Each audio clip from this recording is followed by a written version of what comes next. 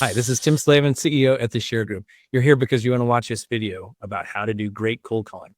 So, featuring one of our favorite coaches, Brandon Mulrennan, and one of his students, our client, Brandon, a Southern California realtor who's doing phenomenal work, doubling his income in 2024 over 2023 just by cold calling and just by using the TheShareGroup leads. So, how can you do it?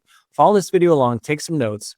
And then when you're done, give us a call. We'd love to help you find the right listings in your market, the right leads in your market, and the way to get success on the phone through cold calling. Yes, it still works and it can work for you. We want to help you get there. Have a great day and thanks for watching. In this video, you're going to get almost an hour's worth of real, practical, tactical things that you can implement in your business right away. Here's what a lot of real estate agents tell me. They tell me, my market, Brandon, you don't understand. It's ultra competitive. Brandon, you don't understand. I don't have any for sale by owners or expireds. How in the world am I going to go out there and actually get listings? Well, in this video, I'm going to share a conversation that I had with an agent who I'm coaching, who A, is in one of the most competitive markets in the country. B, he's in a market where there are no for sale by owners, there are no expired listings.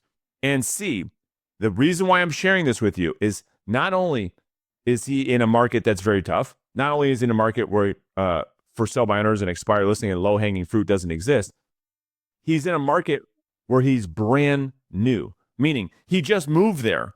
He doesn't know anybody. He has no sphere of influence.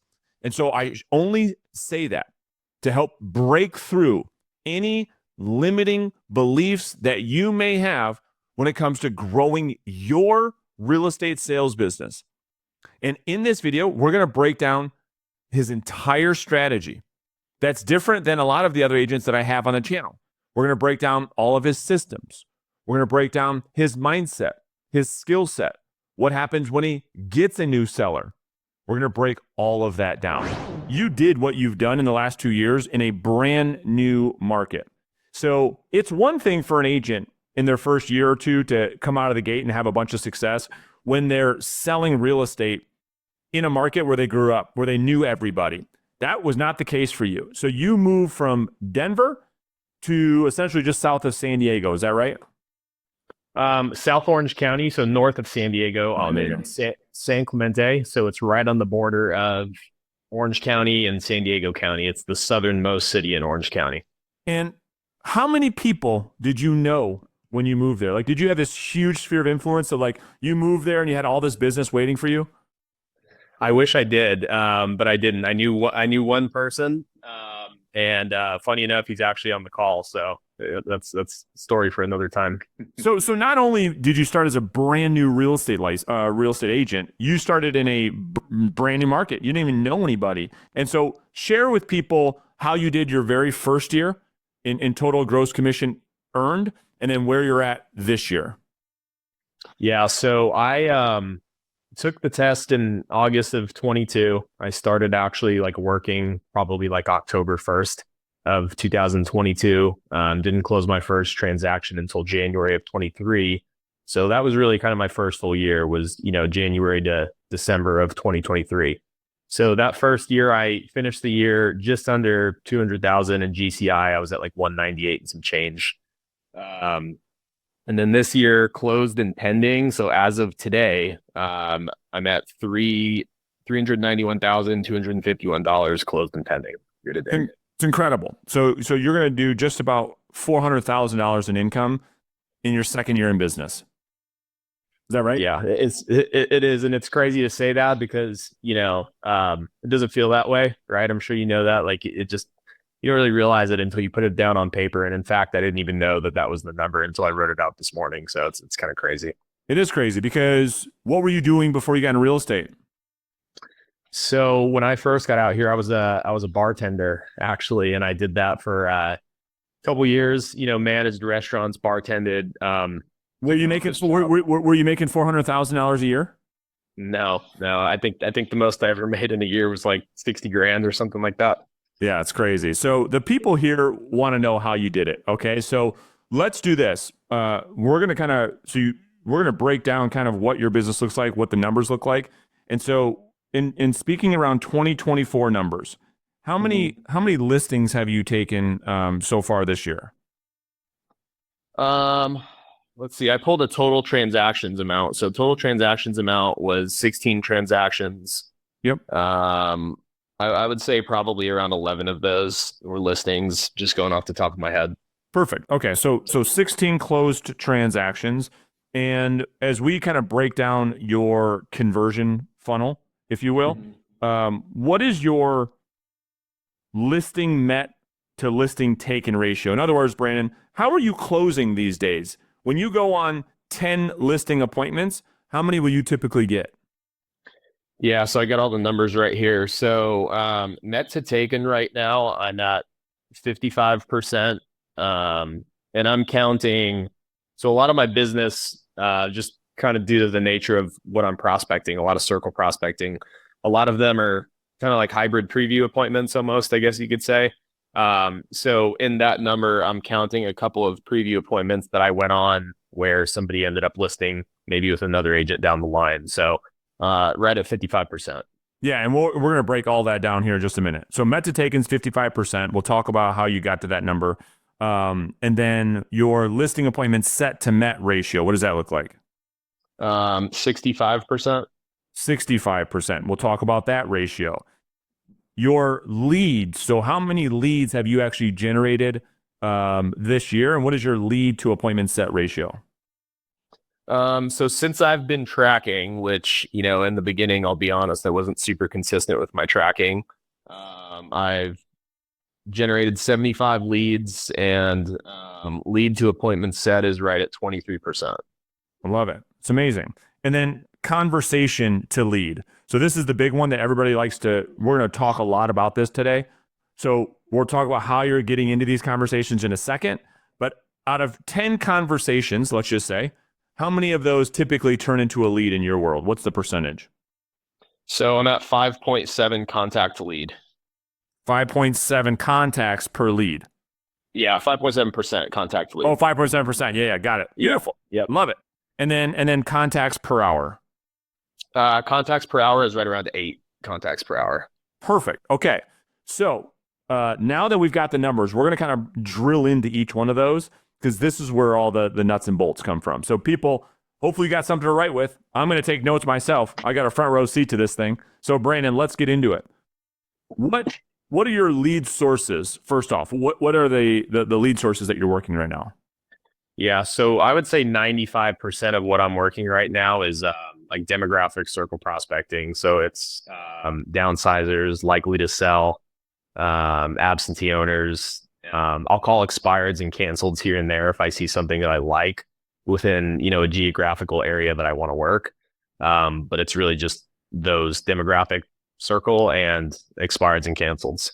All right. Now, this is what's so interesting to me, because most people are talking about for sale by owners and expireds. And for years and years and years, I'm trying to get people to expand their approach when it comes to client acquisition to focus more on demographic prospecting. Because with your business model, the complaint is, well, all that business takes so long to convert. I need business now. I need business now. But somehow you're able to make this happen, because with expireds and for sale by owners, the competition is so high. So we got plenty of time. Help the people understand when you say demographic prospecting. You talked about downsizers. You talked about some of these different demographics. First off, how are you getting the data? And then what is your contact approach? Are you putting like a bat signal in the air and they call you? Or how is it that you actually get into these conversations? Yeah, so as far as where I'm getting the data from, so for like likely to sell lists and downsizers, I'm getting those lists from the TheShareGroup, which it's they're awesome. It's really easy to just go there and buy the data. It's already filtered for you, and it's pretty accurate for the most part. And then as far as how I'm getting in touch with them, I wish that they were calling me, but no, it's an outbound approach, which is no surprise here. So plugging them into the triple line dialer and just getting after it. Well, wait, you call them? Believe it or not, yeah, I do. Crazy. You're one of the crazy people that call people. Insane. Okay. So you call people and you're telling me they answer the phone in 2024. They do. They do answer the phone. You don't always know what you're going to get on the other line, but they do answer the phone. Insane. So joking aside, so you take an outbound lead generation approach. You're being proactive. You're focused on this area of business where competition is very low, right? You are in probably one of the most competitive areas when it comes to real estate sales in the country. Probably where you're at, and then like South Florida are probably two of the most competitive places. And so you made a business decision to say, well, I'm going to go after the business that I want, the business that I know I can sell, the product line that I know I can sell, and the clientele that I want to serve, where it's more of a blue ocean. You don't have to worry about all the competition. So how would you answer the question from agents to say, dude, how are you doing all this business and you're going after these lead sources, which historically take 6-12 months to convert? What would you tell them? Yeah, so it does take time, right? Now, if you make thousands and thousands of calls, you're going to get lucky every once in a while and find that seller that's ready to go within 2 weeks, a month. But a really good example is I just put one under contract today. A circle prospect from 6 months ago, downsizers. So they're selling their property for $1 million and they're going to buy a single story down the street. So, contacted them, met with them, built a relationship over the past 6 months. There was no interview process because I was just there for the last 6 months, right? I was consistent with my follow-up. I showed them properties. We met several times. And finally, they called me and said, hey, it's no longer an option for us to stay here. We got to get the home sold.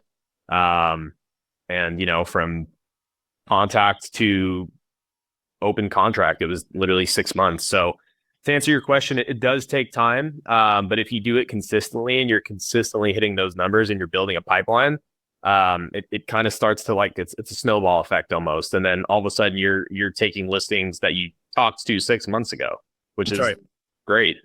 It's the first 6 months. It's the pipeline maturity that you're talking about. The first 6 months, it might be like, dude, man, I don't know if this is working or not.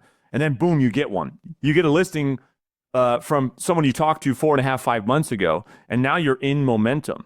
And as you guys have questions, you guys can throw that in the Q&A function. So for those of you that are part of the inner circle and you're watching this live and you want to ask Brandon a question at the end, throw that in the Q&A and I'll go back and answer those questions. Okay, so we'll do like we always do every week. We'll do 15 minutes of Q&A. So you can throw that right in the Q&A tab. All right. So let me just clarify that.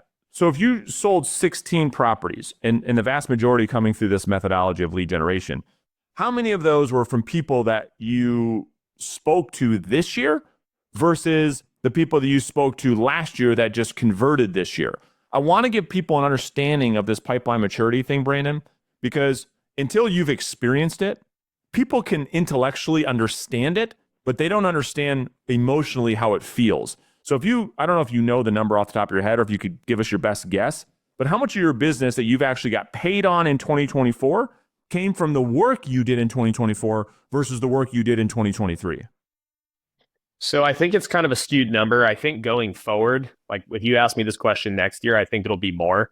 I think this year I would say between 30 to 50% probably. I actually looked at my sources from where some of my business came from this year, and I actually did do a lot of referral and past client SOI business this year, which is kind of funny because I'm not from here, but it's past clients that are buying multiple properties that over the past 2 years I've done a lot of transactions with. So I would say probably this year between 30 to 50%.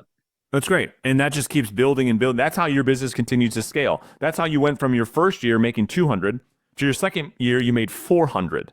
Like that jump is huge. Why? Because you have a pipeline. Okay. Now, when you're talking about prospecting, you're calling these people, how much time are you spending making those outbound calls typically on a daily basis? Yeah. So I would say probably up until recently, it's been about 2 hours a day. It needs to be more. So going forward, my goal is going to be 30 contacts a day, regardless of how long that takes me. When I do hit 30 consistently, it usually takes me somewhere between 3 to 4 hours. Got it. Okay. So 2 hours right now gets you what? Right around 20 contacts, something like that? Yeah, 20 to 25. Yeah. And one of the numbers that you mentioned already is that so contact, just for the audience, you're talking about talking to somebody, a Bob Jones, you call Bob Jones, you get Bob Jones on the phone, and you talk to Bob Jones. And regardless of the outcome, that's a contact. What you said earlier is 5% of the time, 5% of the time, you're having a conversation with one of these people, it actually turns into a lead. Can you define for us what you mean by lead? What does a lead mean in your business? Yeah. So obviously, you teach us the criteria for what a lead is. I think the biggest thing for me when I'm talking to these people on the phone is I've been guilty of lead stuffing in the past. And I think that some of the leads have generated this year, even since, the early days of being in the program. I would say there's probably definitely some hopium built into that lead pool there. But for me, it's just identifying, is there motivation, right? Is there pain? Do they have problems with where they're living now? Like, are they, if it's a downsizer, right? Are the stairs too much for them? Is it too big, right? Do they need to get closer to family? So there has to be some sort of driving force.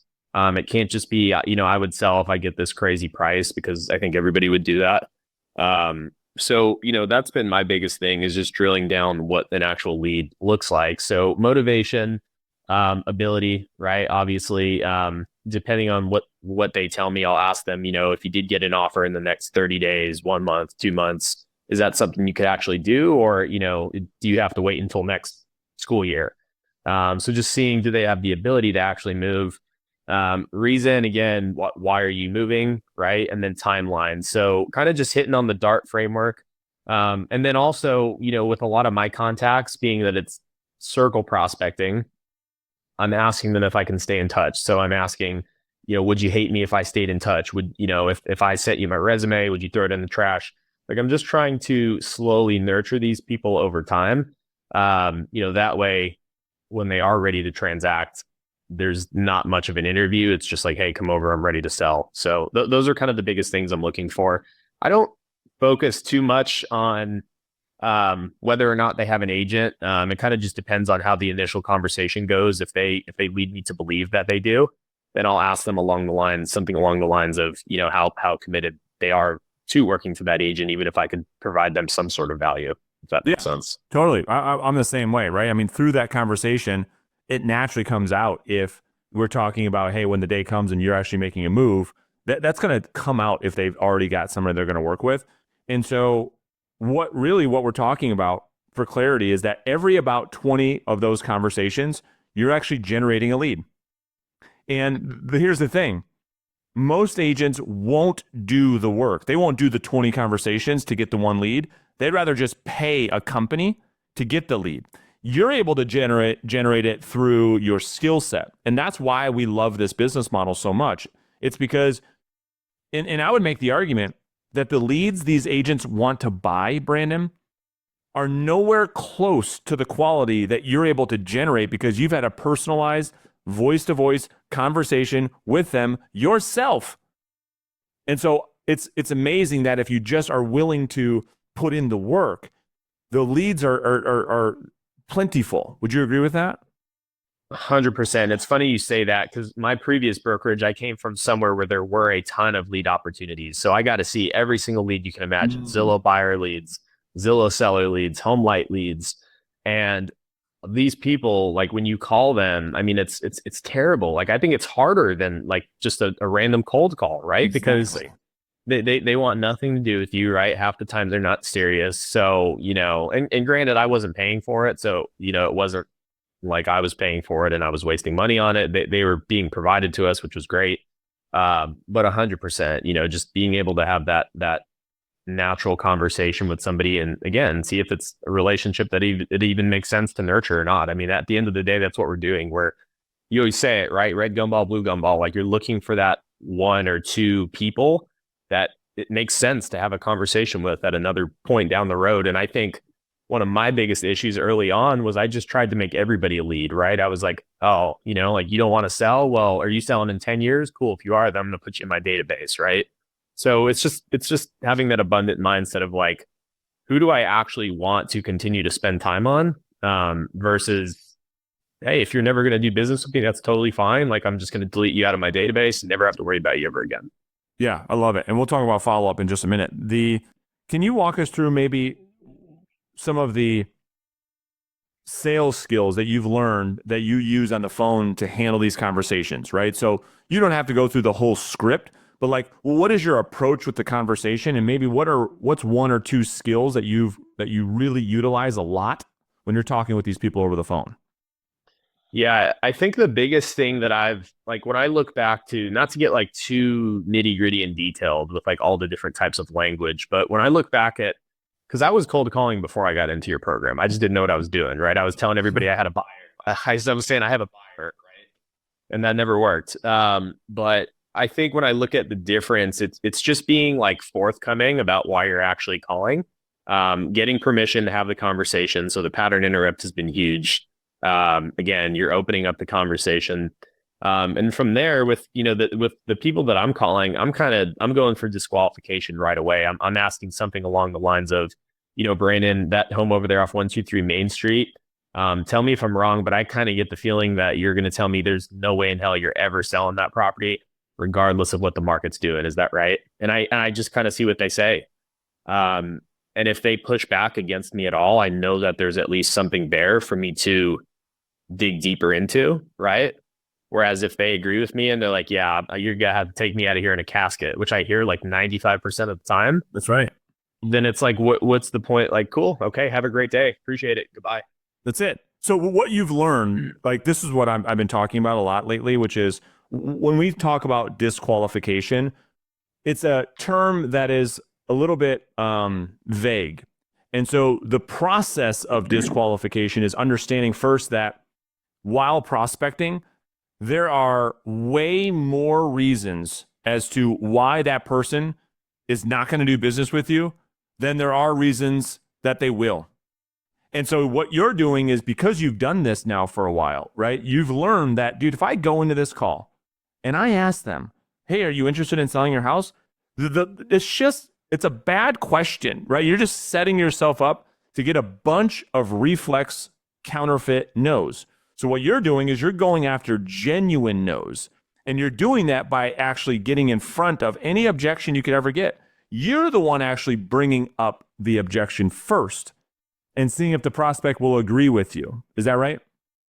100%. And that one thing, like something that always like resonated with me, like you teach us so much stuff that sometimes it can be very hard to retain it all, but I try and find like little key things that you say, or that not just you, but anybody in the program says, that I remember. And one that really stuck with me was the phrase pulling the pin. Like, just pull the pin on whatever the objection is, or whatever you want them to fight against, and see what they do with it. So like for me, I'm constantly always looking for any ways that I can pull the pin.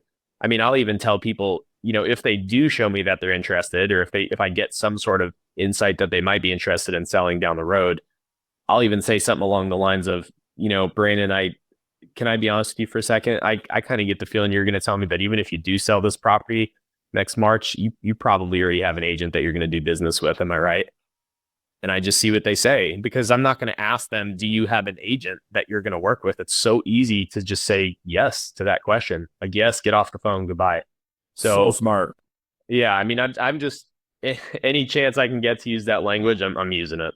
Yeah, and it's so powerful. And for people that don't understand how to yet use that type of technique, it takes a little while to get used to, because it takes a while for you to really grasp what it is that we're doing, And so, because that didn't come naturally for you at first, right? When I started to teach you this, you were probably like, what are we doing here? Did you have one of those moments?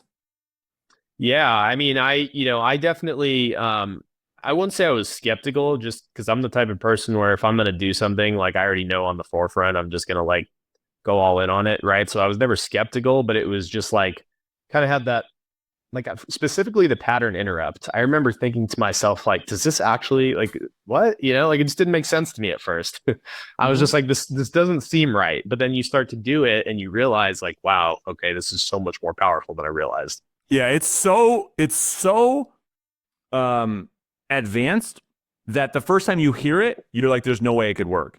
Like Yep. there's this huge moment of like, it's kind of like, you know, you're really challenging your own worldview on on language, because what we teach is so different that the language and how it comes out is all designed to speak to someone's like limbic system.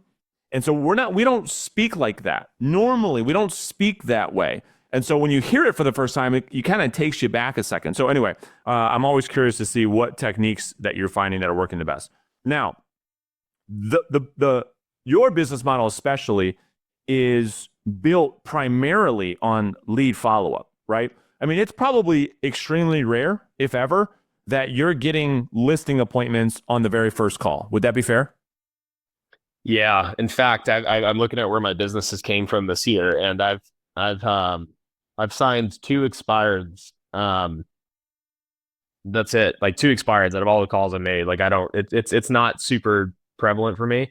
To your point, majority of my business has came from, whether it was somebody that walked into an open house at a listing of mine last year. Like I have one that's, going to close in 2 weeks. My 3rd highest sale ever that came into my open house at another listing I had in the neighborhood. And, I built a relationship with them over the course of, they walked into my open house last September, right? So it's taken over a year for that to convert. So yeah, a lot of it's just built on follow up. And I've, to counter that, I've seen myself lose so many listings because of not following up enough. Like Brandon, if I told you how much GCI I've left on the table these past 2 years off of just shitty follow up or not staying in touch with people, it's absolutely insane. So follow up is like 100% where it's at, especially with this type of business model.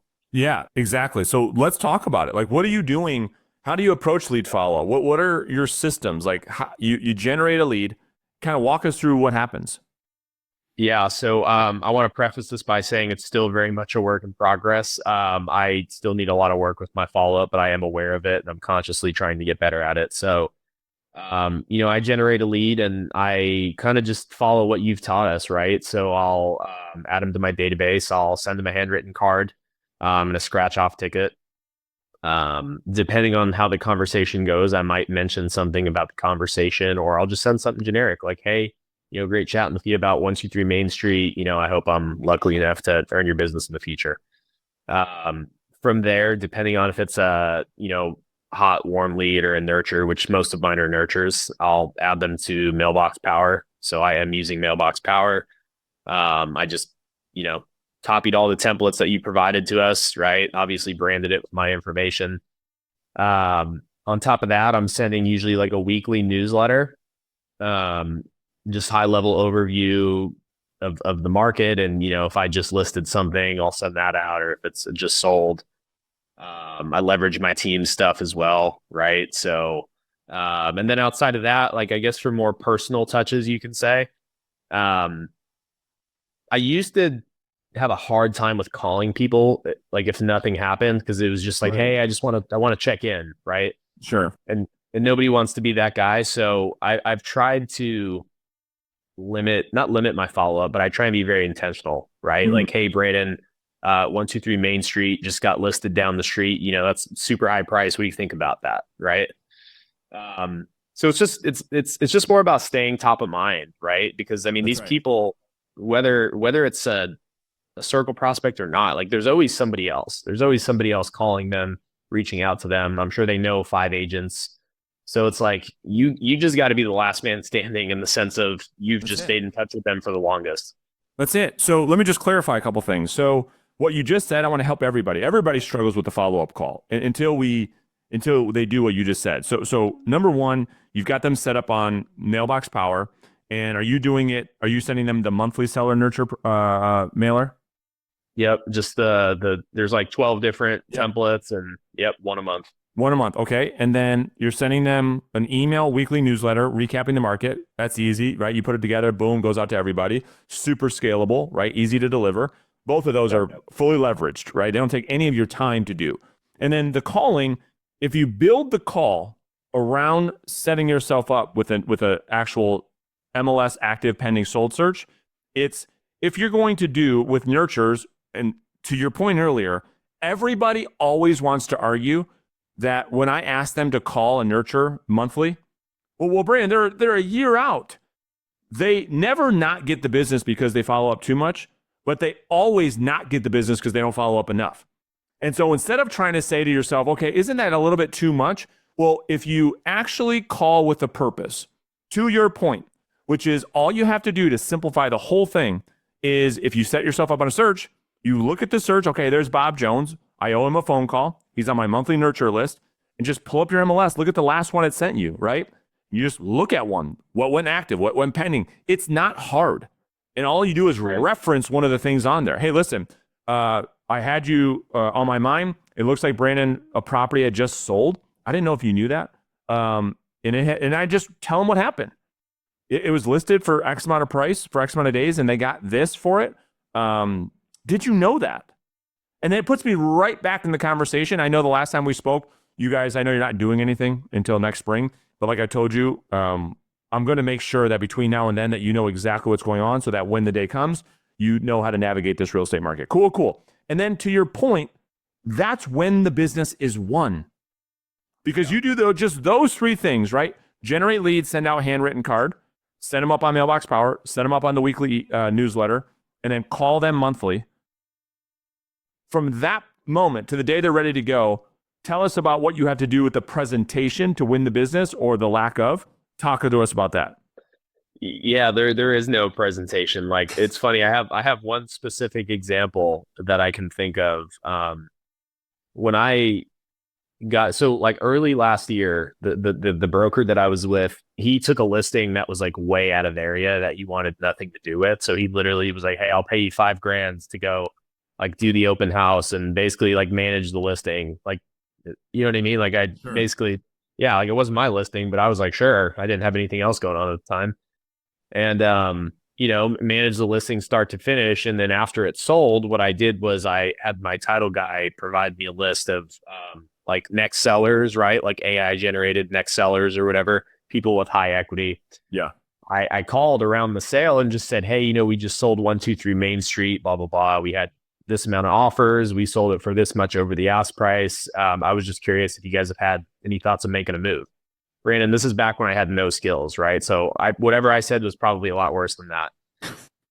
I had a lady that gave me, a yes, right? We're thinking about doing something, but we need to do X, Y, and Z to the property.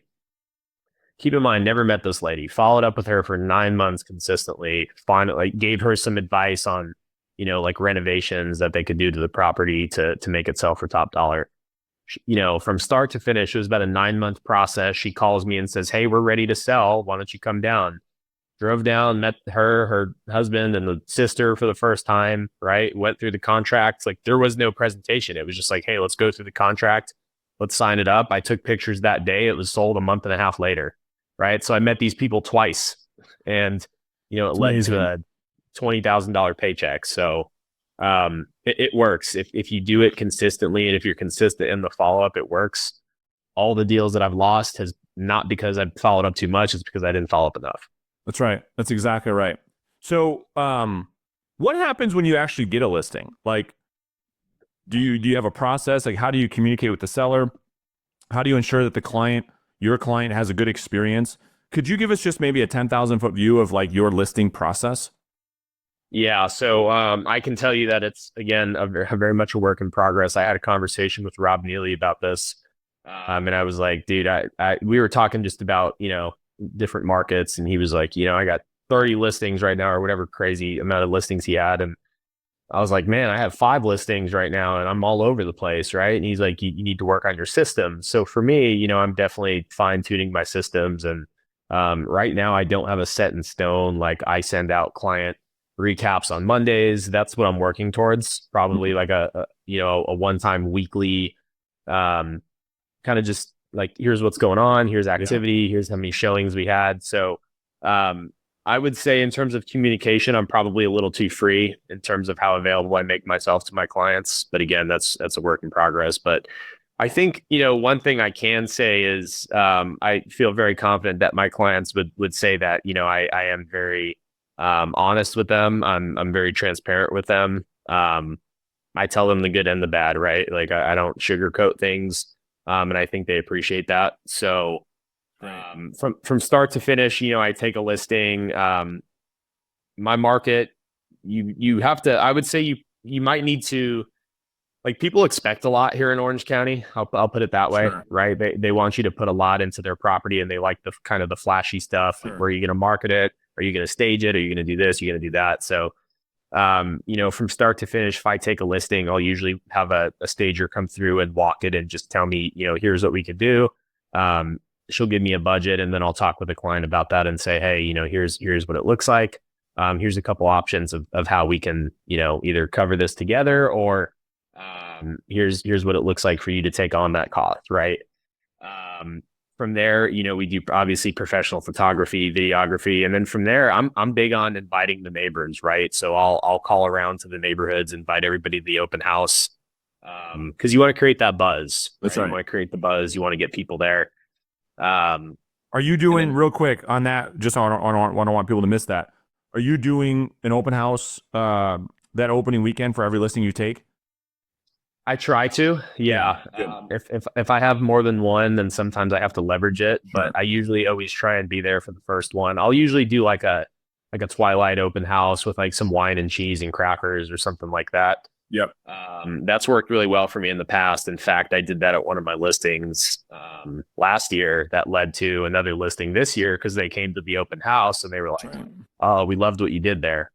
That's the whole point. I mean, that's just we don't have time to get into the whole like what do you do when you get a listing, but like part of that process should be that you're doing some type of what we call we brand it as the grand opening event, right? And it's just for neighbors. And it's the whole goal is to build relationships with those people that are watching to see how are you handling this house, because those are all people that are future seller leads, right? So that's great. Okay, keep going. I'm sorry. So yep, you do you promote, you prospect around your open house to get people there, which makes a lot of sense. Yep. And then throughout the transaction, just I think just one thing that I've realized, like as I've taken more listings, is just being honest with the client, right, about where things stand. I think in the beginning I took some listings that I probably shouldn't have taken because I was too afraid to communicate the truth. Yeah. And that's not only up front, right, but that's also throughout the process, right? Like if you take listing at a price that you think makes sense, and let's just say the market changes and it doesn't make sense at that price anymore. I mean, you need to be able to explain that to the client and provide data to support that, right? Hey, Bob, we've had 2 showings in 3 months. Like we need to do something here. So I think just being honest and upfront with your clients, not only from the jump, but throughout the entire transaction is super important. No doubt. So that's amazing, right? And, I'm curious, if you had an agent right now who was like, Brandon, I heard this whole thing, right? I heard you go for 40 minutes talking about you're calling these people and you're prospecting and you're doing all this, you're cold calling. Dude, there's got to be an easier way. Like, is there anything, Brandon, how would you communicate or how would you coach that agent who says, dude, there's got to be a better way? Like, can I just post on social media, or can I do something else, like, and just not call? Like, how would you respond to them? I would say no. I would say the quickest way to get paid in this business is by having multiple conversations a day. Especially if you don't have a network, right? Or if you don't have people that can buy homes, right? I live in Orange County. My average sales price is $1.2 million. I didn't know a single person that can buy a $1.2 million house, right? The people that I was working with bartending, or they weren't buying $1.2 million houses, right? So just having conversations, because not only do you talk to more people that way, but it's like Atomic Habits, right? He talks about like the what does he call it? The period of latent potential, right? Where it's kind of like it's an increasing curve, right? Like you're going to talk to a lot of people in the beginning and you're not going to see anything from it. But what you don't see is your skills are getting better over that time. That way, fast forward 6 months later, well, now it doesn't take you 100 conversations to get one person to invite you over. Maybe it only takes 20, right? So it's not just like the result of what the calls equal. It's building those skills over time. So to not get too long-winded, I would say, like, you got to talk to people, and you got to talk to a lot of people, because you're going to get better doing that, which is only going to serve you down the road when it comes time to actually service those people. No doubt. I mean, do you believe you could be where you are right now if you took a passive approach to lead generation? And in other words, if you did some type of advertising or marketing thing and you just waited for people to call you, is there any way you could be where you're at in your second year? No, I would be broke because when I started, Brandon, I quit my bartending job, and I basically was about a stone's throw away from being broke to begin with. So if I would have spent that money on leads or anything like that, social media, I mean, I wouldn't have made it. So Well, and that's my last question before we open this up for Q&A. You were broke in the beginning, but somehow you made a decision to invest in yourself and get into coaching. Like, how did you get to that point? Like, you just told me, you just spent the last minute telling me, like, you were on your last leg, you were broke, but somehow, some way, you thought to yourself, wow, it might be a good idea for me to invest and get into coaching. How did you come to that? yeah, I mean, I've been an athlete my entire life. I've always had a coach, right? So it's just like you call it the knowledge tax, right? Like if you want to know, like sometimes you got to pay to get the information, right? And part of getting better at something is, yes, most of it is implementation, but there is a piece of it that you need the information. And for me, I did not know what to say on the phone. I just didn't know, right? I was calling people saying, "Hey, I have a buyer, blah, blah, blah." It wasn't working. So I was like, I need new information. Okay. And then I can go out and implement it. It's like you can't show up on day one of football practice or basketball practice, right? Not have the playbook and then go out there and play with the rest of the guys. Like you got to have the playbook, Yeah. right? So for me, it was an easy choice. I mean, I've paid thousands of dollars to go to seminars, put it on a credit card, but I literally didn't even have the money in my account because I always just knew that like I would get something from that would 10x it down the road, if that makes sense. Yeah, and I mean, our relationship hasn't been like that though, right? I mean, it wasn't worth it for you to invest in doing anything with me. I think I probably paid for like my next 10 years worth of coaching. So So funny.